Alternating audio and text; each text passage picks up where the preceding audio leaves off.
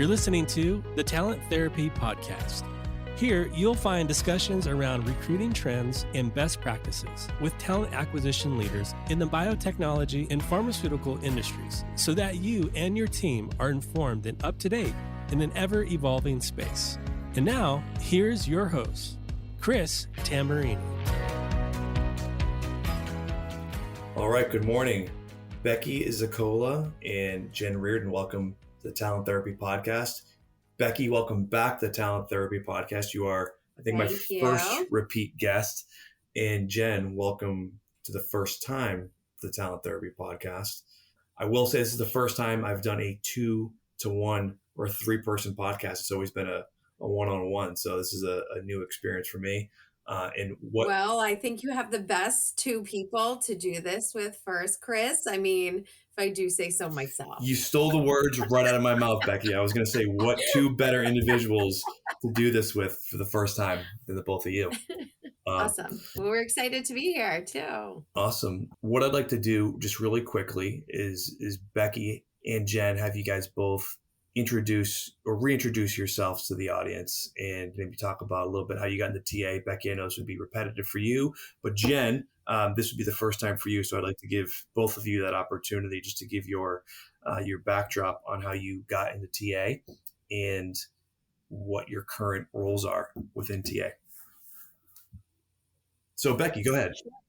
Sure. So I'll keep it a little bit short and sweet since I don't want to bore anyone with any repeat information, but I've been in TA for almost, I think it's 20 or so years now, and currently in the head of talent acquisition and people experience at Elevate Bio, where I help our TA team and strategize on all upcoming hiring, workforce development, people experience from the perspective of, building an environment that's inclusive and really trying to foster our people in the most positive way while they're here. So how I describe it in my non-technical terms is,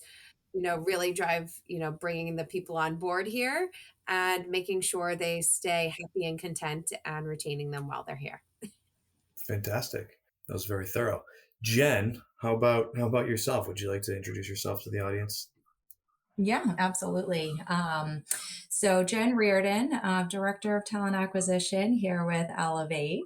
And I started recruiting actually in college.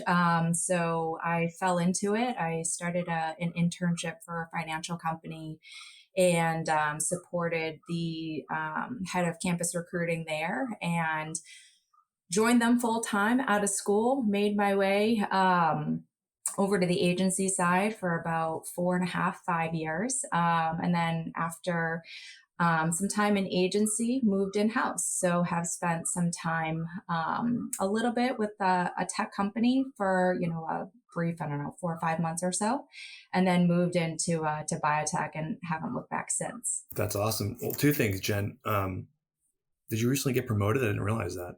I did. Yes, very recently. Yay! Congratulations. Congratulations on the director promotion. That's huge. Yes. Awesome. Thank you. Of course. She deserves it. She's incredible. Becky, I'm sure you had a big hand in that. She did. No, I did Yes, not. she did. Absolutely not. So I've been with Elevate now for 2 years. But, time goes by so fast. I think about like when I first joined, where the company was at, where I was at, from a personal, standpoint. And then, everything that we've been able to do and accomplish over the past 2 years has been amazing. And Becky has been like a great leader and mentor along the way. Well, that's no surprise. That's awesome. I feel like you just got there. So you're right. Time flies. Yeah, it does. Yeah. Another thing I didn't realize, Jen, is that you started recruiting in college. I didn't know you had a college recruiting gig, even though I've known you for 15 years or maybe 13 years. I didn't know you had a college recruiting gig. I did. Yeah, it was, I kind of fell into it. So when you're in school, you're obviously pushed to try out, different internships. So like I did a marketing one, I did like a office admin kind of internship. And then I thought I was going to go down the sales path, and then quickly found out that like the sales aspect of like selling insurances was not for me. But I really took to the woman who was like bringing me through the process, and she was like, "Hey, would you be interested in helping me out as an intern?" I was like, "Yeah, I know nothing about recruiting, but just show me the ropes." And I dove right in. So I did that my senior year of college. And then, when I graduated, they made me an offer full time. So got, started on the campus recruiting front, recruiting interns, and did that for almost a year out of school. That's great. That's a good story. That's actually, you're one of the first people I've ever spoke to on this podcast, and maybe in general, which is weird because I've known you for so long, who actually started recruiting in college. That almost never happens. Mm-hmm. Everyone kind of falls into it by mistake, and you were groomed to do it from a young age. Well, I will say I did kind of fall into it because I didn't even know like recruiting was a thing. I thought it was like just like you could do HR, but I never knew like recruiting as like the like specific kind of focus just for that. And then got into it, knew literally nothing, but was able to learn a little bit more about like how to partner with different universities, how to do different campus events, which I think set me up pretty well for when I left to move over to the agency side. And that was like a whole other, bucket that I knew nothing about. Like didn't even know like temp jobs or contract jobs were even like a thing. And then compound that with like the team that I worked with, like the positions that I started recruiting on, I was like, I didn't even know people did this for a living. So it was like a whole new world for me, because I started off on the agency side with like the environmental and engineering team. So being able to like learn, one, like what is contract staffing, and then two, like, oh, like environmental health and safety. Like I didn't even know that was a profession. So it was really cool. Very cool. Very cool. Well, thanks for sharing that. All right. So let's dive into a little bit on what's going on in the market, what's going on in your particular side of the market, and kind of what you guys are seeing and what you guys are dealing with. And one of the things that most people who are in life sciences understand, specifically on the recruiting side, is that the market's been volatile. There has been a lot of downsizings. There's been a lot of restructurings. And with that comes a lot of really good and abundant talent. There's a lot of talent out there that maybe wasn't on the market, 2 or 3 years ago when the market was tighter.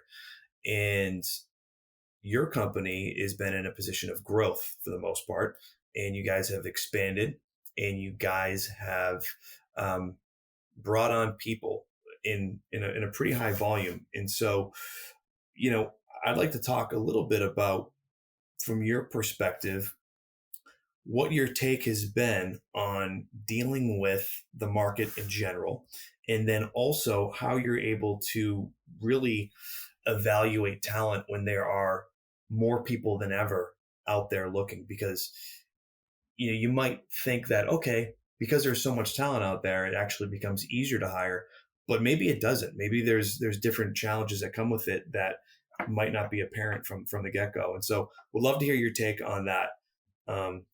So either of you guys can chime in, both of you guys can chime in, but I'd love to kind of hear your take on the market and hiring in this market.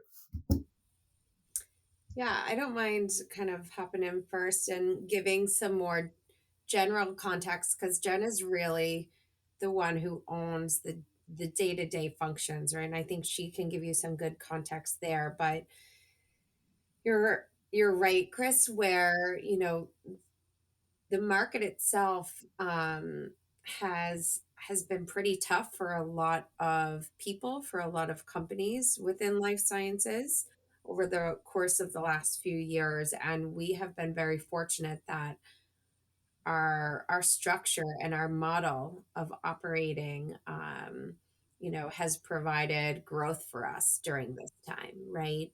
And I think you asked about like we've been handling this. And I think at first we were like, wow, okay, we're growing. There's tons of people out there, like we're getting all these resume books. That we actually like took a second during one of our team meetings. It was actually one of Jen's first meetings with us a couple of years ago, and I just like said, God, this is actually really sad. Like we were talking about all the resume books we were getting, and I was like, I just like took a second, and I was like, oh my God, like we just were talking about however many 5 6 resume books that we got that week, and that's hundreds and hundreds of people that are no longer working, right? Are now out of a job, that may have families, homes, whatever the case may be. And like it just hit me, and I was like, this is really freaking sad, right? So then we sparked a conversation that day about like, what are we doing? Like, what are we doing with these? Why are we talking about them just in a more general fashion? Like, how do we want to treat these people? Like, who do we want to be right now in this time where we are fortunate to be hiring? We are fortunate to have security in that sense, right? So like, how do we want to treat these people? And we were in a really unique and fortunate situation that we got to dictate how we wanted to approach this. And it was probably, and I talk about, I mean, again, it was 2 years ago, right? It was one of Jen's first meetings. It was probably one of my proudest moments with our team since I've been with Elevate Bio, because we really outlined a plan to not be self-serving in the moment, and to really say like, how can we impact the industry in a positive way during this time, and acting human again, right? Like not just saying, oh, let me look at this resume book, can I use them for anything? No. Okay, moving on. Right, like these are human beings that are now out of a job. Like how can we at least acknowledge that, right? How can we acknowledge them? What can we do, right? And one, it just made us feel better about what we are doing on the receiving end of these resume books, this outreach. Um, Two, it's the right thing to do. It's human, right? It's compassionate, it's empathetic. Um, and three, like, yeah, maybe not everyone we can hire, Elevate Bio can hire right now, but guess what? If we treat people with respect and appropriately, they'll remember that. And maybe down the road we will have something for them. And or they talk about us or refer some of their friends to us. And it that's how we want to be branded in the market. Um and honestly, like, so you ask about how we're handling the volatile market, like I think it's just kind of like human beings, right? Or how we want to act as human beings. So from a day-to-day perspective, Jen can give you, more context there, but that is something that has been a daily, weekly practice of ours now for 2 years. It is automatic. Anytime we hear about a layoff, we do outreach. Anytime we do have a resume book, we do outreach automatically. It's a non-negotiable for us. So it's something I'm really, really proud of this team for. That's awesome. I'd be curious to hear maybe from Jen on what that looks like from like a tactical standpoint, because it's one thing to have empathy and be a human and understand humans, but then when you're trying to incorporate that into a work routine, that actually takes a lot of effort, because you're in a very productive job where you have to hit milestones, you have to hit goals, and sometimes it's easy in recruiting for things to become, which I hate this word, but it's the fact, it become transactional, especially when you're dealing with people that you can't necessarily help in the short term, or you decide to move on from because they're not the right fit for whatever reason. So I'd be really curious to hear from your perspective, Jen, on what are some of the techniques or tactics or practices, might be a better word, when it comes to dealing with that situation.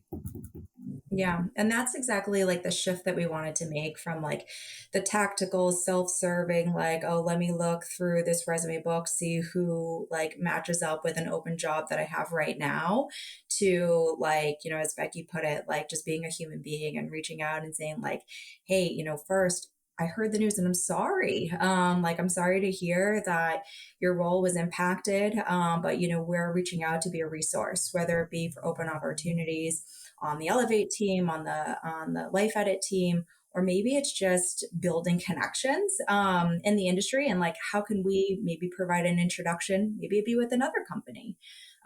So what that looks like from a process standpoint, we took a lot of time because we wanted to make sure we could scale it. And like, as over the past couple years, the unfortunate reality is that, there have been a lot of companies that have gone through restructuring. So we've probably collected, oh God, I mean, off the top of my head, I want to say like over 100, maybe even more books, over the past few years. And, that's a lot of people that were impacted, that we knew we wanted to reach out to and extend some level of support. So, we parse each book, we upload it into our system, and then, someone on our team does direct outreach to every single person who we get via the book. And I have to say, like, some of the messages that like really get me and make you feel like, wow, like I'm making an impact, like I'm making a difference, is when you get these messages and people say like, just thank you, like, thanks for acknowledging, thank you for reaching out. Like, while you all don't have an opening for me, it was just like really kind to get this message. And that, I mean, that's it for us. Like, that's kind of like the why behind why we do this. And it makes like your day-to-day work that sometimes, like you're saying, that recruiting can be repetitive and tactical. It is a repetitive job, right? The process piece of it. It makes that repetitive piece that you do every day. When you get something like that back, you're like, oh, ooh, okay, moving on, like feeling good, like moving on, and Jen was saying over 100 resume books. I actually oddly remember the like a like that movie Rain Man, like remember the number of candidates, because I pulled the information just last year. In 1 year, we reached out to 2,700 people. 2,700 people. And that's 1 year. And we've been doing this for 2 years. I can't remember 2 years ago because I'm not that good. But just to remember, I think it was 2,785 to be exact. But that's a lot. That's a lot of work for this team. But like feeling good about what we're doing actually makes the work worth it. So I give a lot of credit to our team for like adding this into their daily practices, and it hasn't wavered, right? And we're really busy. The team is really busy right now, which is great. But this work doesn't stop. Like this is now who we are. This is what we're doing. Wow. So I just want to make sure I understand this correctly. You guys will reach out to every candidate that you receive via a resume book as a result of a restructuring or a downsizing at another company. And you reached out to almost 2,800 people who effectively, of that 2,800 people, we'll call it the majority of which you didn't have anything for at the moment, but you wanted to reach out to understand where they were coming from, let them know that you're aware of their situation, and if anything might come up in the future, you would certainly reach out, and you were just at least making connection. Is that what I'm hearing? Is that was that your strategy when it comes to dealing with candidates who were affected? Yes. Wow, that's that blows my mind. Actually, I've never heard that. So, wow, I would say that a lot of companies, I know that a lot of companies, not to say there's anything wrong with this, they're just not able to handle that, right? They're not able to handle, because that's a lot of work. It is a lot of work, and that's I don't think it's a normal practice because of that point, right? And it's easy, it's easier to look through and say, oh, this person looks really great for this role we have. Um, and that's a normal thing, and that's okay. Right. Like, that's okay, right? Um, but then there's so many other people, Yeah. in this industry. I mean, we do this across the country. It's not just here locally in Massachusetts. So it's country, like across the country, but um, it's still such a small environment, right? Like that's still such a small industry. And I don't know. Uh, we've had even people from our team that are now on our team that have come through this process, right? Of us reaching out saying, hey, I'm so sorry. I heard that this happened. Like, if I can make any introductions. That outreach that we've done through resume books and layoffs now has actually like come full circle and yielded us people that are now working with us on our team in TA, right? And I feel like that's freaking awesome. That makes me just feel good. And there's a lot of stuff that we do on a daily basis that, is tough, right? Like working with people can be really challenging, and this is a rewarding part of that work. It's really Yeah, cool. Becky, I was going to mention that, like, there actually are business results that, kind of come from this. So, whether it be like on our direct TA team, but like then like across, different departments. Like we've actually, when we were pulling some of the data last year, like I remember like the quality as we like track, different sources, like the highest quality candidate that we got was actually from the resume books. We've made several hires, the talent acquisition team included, but through a lot of this outreach. Sometimes it is for roles that we have today, and then other times, years will, go by. I'm just thinking about someone who recently joined our team, who I think we reached out to. When she was not with her most recent company, but the one actually before that. And, to know that, it does, end up, kind of coming to fruition. And, you see, I don't want to say like the good deed, but like, that like the efforts that you did, just kind of represent who we are as a team. And I think that lands with candidates. And, probably part of the reason why they want to join us when an opportunity does pop up that kind of fits what they do and what they want to do. I mean, it sounds like what you guys just described is a unique employer branding tactic or strategy that is not only genuine, because it sounds like you guys, number one, you have the capacity to take on that volume, but then you're getting, as a company, from a business perspective, you're getting delayed gratification from it. So it encompasses a lot of different things. It's not just totally opportunistic on your part. It's actually creating genuine connections that don't fill the wreck immediately, if you will, but maybe it fills an opening down the line because now they know who you guys are. There's been some sort of rapport. There's been a general sense of communication between you and that candidate, even though it wasn't transactional, it was totally proactive. And then it results in ultimately a better business for you guys from a talent perspective, which is actually fantastic. And also, you can't do that in every market, right? Like when the market's booming, that's not going to be something you're able to employ. But now, since you've shifted, it's really cool to see. Yeah, and I think too, Jen may laugh at me, but I always the grandma of the group here. And I'm always like, oh, this, AI and technology and my laptop. I don't know how to open it, being drastic, but like this is just being a person, right? Like this is bringing it back to like taking like the process, taking the tech, taking the efficiencies and putting them to the side for a second and like actually just humanizing what we do again, right?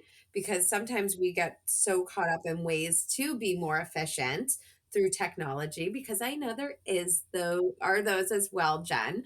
Uh, but sometimes it's good to just like connect on a human level with people again, right? And I think that's what this has given us the opportunity to do.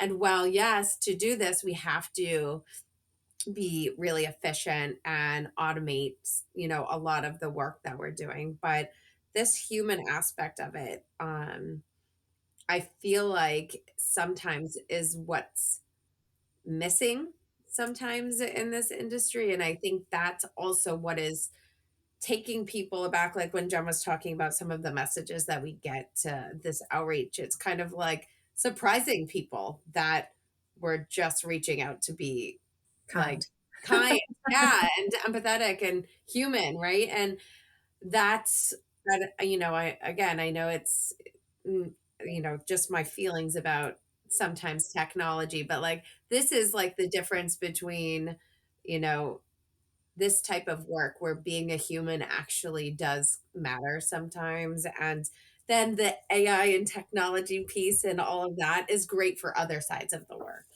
Right. No, I think what you just said, Becky, first off, just by knowing you, I'm not just blowing smoke, but just by knowing you over the last 15 years, it doesn't surprise me that you would be helping to lead, along with Jen, this type of initiative, right? Because I don't think a lot of companies are doing that. So that doesn't surprise me, which, That's nice of you. it's true. It's how I feel. But then the other part of that is what you mentioned about recruiting, which is a question that I think has come up a lot, which is, well, was AI going to take over recruiting? And the answer is no. Like AI is going to enable recruiting, and technology is going to enable recruiting just as it has over the last, 20, 30 years. Like we've seen it enable us being able to do our jobs better. But I think you nailed it. Like that human component is recruiting, or it's a big part of talent acquisition. There's always going to be a technological aspect and a transactional aspect of it. But at the end of the day, the core of talent acquisition and recruiting is creating real human connections and understanding those people around you as a recruiter and as a hiring team. The hiring team has to do that as well, which is maybe a totally different conversation. So this is really cool, really cool to hear. And I didn't expect this conversation to go in this direction, but I'm happy it did.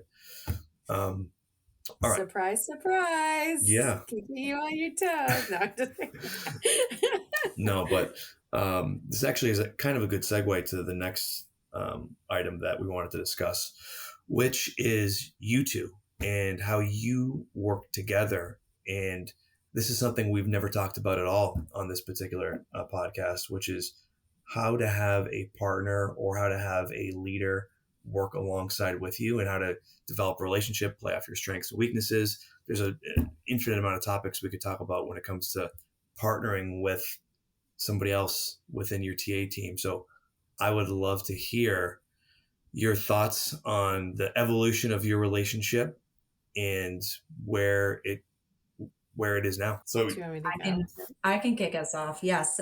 So Becky and I are similar in some ways and very different in others. And I think that's what makes us a really great pair. It's like, I was like, it's like peanut butter jelly, ketchup, and mustard. I won't say mayo because I know Becky hates it, but it's like, singularly fine, but together, like potentially like a really good combo. So, Becky has certain strengths, I have certain strengths, and I think they do complement each other pretty nicely. There's probably some things on like the data side, the system side that I like naturally take to where maybe that isn't Becky's, cup of tea. You don't have to say maybe, like it's definitely not. It's not at all. Okay. We don't have to be nice here, Jen. Okay. We be honest. Tell it straight. Yeah. So I think it rounds us out pretty nicely. I mean, we talk all the time, like as like a team and, as a company, like we making the shift from like culture fit to culture add. And I feel like that's just like a really great example to like see it in action. Like if Becky, when she was making the decision to bring me on, brought somebody on just like her, like would that necessarily have added to the team? Maybe in some ways, but, I bring something a little bit different to the table. So, as we think about building our team, it's making sure that, Like, yes, of course, we're going to bring somebody on who has like the tactical, technical recruiting skills. But there's so much more that's going to make them, a great, well-rounded member of our team, based on maybe it's like their hobbies, their interests, what they're really passionate about, and making sure that there are some differences there. So that way, when you look at everything like holistically, like we have like a pretty solid group. Yeah, I agree with a lot of what you're saying. I think you're being really nice. We are very different. Um, but that is why I just adore and love Jen so much, because she makes me think differently, right? I I don't know, Chris, if you've ever done insights discovery before, but for me, I lead with red and yellow. So I'm very direct, very outgoing, I'm very passionate, excited. I make quick decisions. I lead with action, right? And Jen is very blue green, where she's, well, let me Red think. was the lowest on Yeah. my color profile by a lot. Yeah, and she thinks through things very thoroughly. She wants to see how it's going to impact every person decision. She likes to see data, wants a lot of context. Um, and so when you think about the putting the two of us together, it could seem like there could be a massive explosion, or there could be like fairy tale, rainbows, butterflies, amazing, amazing life.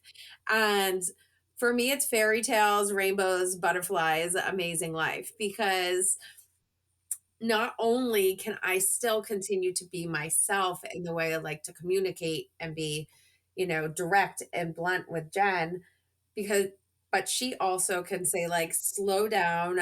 You need to think through this. These are the details. And I'm like, oh yeah, okay, duh. And so I think about things in a really, really different way when I have Jen alongside me. Um, but then, Jen is also open to me saying, like, hey, slow down. Like, you just went from this conversation to this conversation to this detail, and I can't process you that quickly. And also, I'm done with the context. We need to make a decision, right? Um, so I think it's having the respect for like the other person, and knowing there's always like good intentions, and being able to actually be yourself. But I can't imagine um not being able to lead this team with Jen. I don't think that we would be as successful as we are, if Jen was not here. And I think that's a testament to, like, adding different types of people to the team to make sure like the team is successful from a holistic point of view. That's really cool to hear, specifically because I know both of you so well and I've known you guys for so long. It's cool to hear that from an operating perspective and what it's evolved into over the last couple of years. And Becky, it's funny. I know exactly what you're talking about, the insights. It used to be called DISC. Now they call it insights. It's Yeah. the same thing. Mhm. And so I've taken these courses and I've gone through these classes multiple times. And I actually am much more like you, Becky, where I'm very yellow and red. And that tends to dominate my work habits. But there's individuals like Jen who are more green and blue, or more like, thorough and compliance focused, whereas you might be more personality and action focused, that I actually work really well with too, because it is good to have somebody else who will help slow you down, give you some different perspectives. Otherwise, you might be a little hasty, or you might be too focused on the big picture and how things feel, which I tend to do. And so having somebody else who comes in with a different angle can make you so much more effective, so much more thoughtful. When I think of that, I think of somebody who you guys both know really well, who was one of my best partners ever, and that's Katie Carroll, now Katie McGee, who's over at Biogen. And her and I worked together very well like that, where I was more like you, Becky, and she was probably more like Jen. And that's a really, really, really good duo. So as long as there's mutual respect for each other, because like you said, that could maybe turn out to be a total disaster. And Yep. I would say that comes with different levels of maturity and understanding, which clearly you both have. Also, Becky, I would guess, tell me if I'm wrong, but I would guess in your insights chart that a huge component of that is yellow. And from what I recall, yellow does want things to be harmonious amongst their peers and their employees. I think if you were all red, maybe that wouldn't necessarily be the case. But if you have a Well, I've gotten a lot. What I found, I've taken it twice, and as I've gotten older, I've gotten more red and less yellow. Yeah. Because I just got less time for all the fuss. Well, that's being a parent. That's what happens when you're a parent. Yeah. Yeah, I was gonna say, like, now I'm just tired and cranky, Yeah. so like I'm just red. No, but it is. You're correct. And a lot. Go ahead.